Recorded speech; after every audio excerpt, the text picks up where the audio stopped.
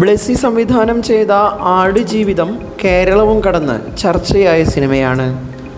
പൃഥ്വിരാജ് ഇല്ലായിരുന്നെങ്കിൽ ആടുജീവിതം സിനിമയാകില്ലെന്ന് മലയാളികൾ ഇപ്പോഴും ഉറച്ചു വിശ്വസിക്കുന്നു. കാരണം ആടുജീവിതത്തിലെ നജീബാകാൻ പൃഥ്വി എടുത്ത പരിശ്രമങ്ങൾക്ക് മുകളിൽ ഇന്ത്യയിലെ ഒരു നടനും പോകാൻ പറ്റില്ല. നജീബ് എന്ന കഥാപാത്രത്തിന് പൂർണ്ണത ലഭിക്കാൻ സ്വന്തം ശരീരത്തെ പോലും പൃഥ്വി പരീക്ഷണ വസ്തുവാക്കി. പട്ടിണി കിടന്നും അപകടകരമാംവിധം ശരീരഭാരം കുറച്ചും പൃഥ്വി നജീബിനായി സ്വയം സമർപ്പിച്ചു. അതിൻ്റെ ഫലമായാണ് പൃഥ്വിരാജിനെ ആടുജീവിതം റിലീസ് ചെയ്ത ശേഷം കിട്ടിയ ഓരോ കയ്യടിയും. ഒടുവിലത് മികച്ച നടനുള്ള സംസ്ഥാന അവാർഡിലും എത്തി നിൽക്കുന്നു.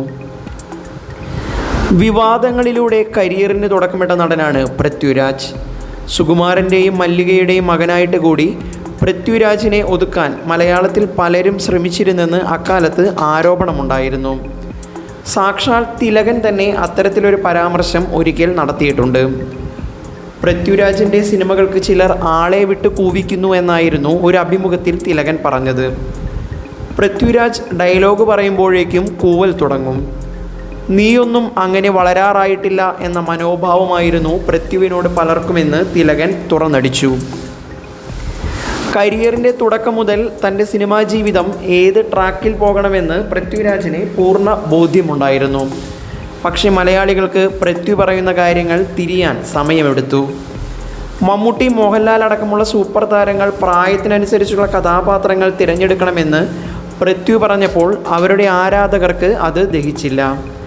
ഈ പരാമർശത്തിൻ്റെ പേരിൽ പൃഥ്വി അന്ന് നേരിട്ട ട്രോളുകളും വിമർശനങ്ങളും ചില്ലറയല്ല.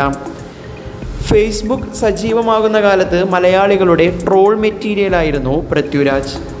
രാജപ്പൻ എന്ന് വിളിച്ച് അധിക്ഷേപിച്ചപ്പോഴും തൻ്റെ കരിയറിൽ മാത്രം ശ്രദ്ധിച്ച് രാജു മുന്നോട്ട് പോയി. കളിയാക്കുന്നവരെല്ലാം തൻ്റെ സിനിമയ്ക്കായി ക്യൂ നിൽക്കുമെന്ന കോൺഫിഡൻസ് അന്നേ പൃഥ്വിരാജിനുണ്ടായിരുന്നു.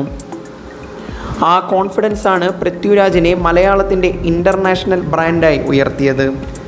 അന്ന് ട്രോളിയവരെല്ലാം ഇന്ന് പൃഥ്വിരാജിൻ്റെ ഓരോ നേട്ടത്തിലും പിശുക്കില്ലാതെ പ്രശംസിക്കുന്നു. സിനിമയുടെ സകല മേഖലകളിലും ഇന്ന് പൃഥ്വിരാജ് എന്ന പേരുണ്ട്. നടൻ, സംവിധായകൻ, നിർമ്മാതാവ് എന്നിങ്ങനെ മലയാള സിനിമയുടെ ബ്രാൻഡ് അംബാസിഡറായി മാറിക്കൊണ്ടിരിക്കുകയാണ് പൃഥ്വി.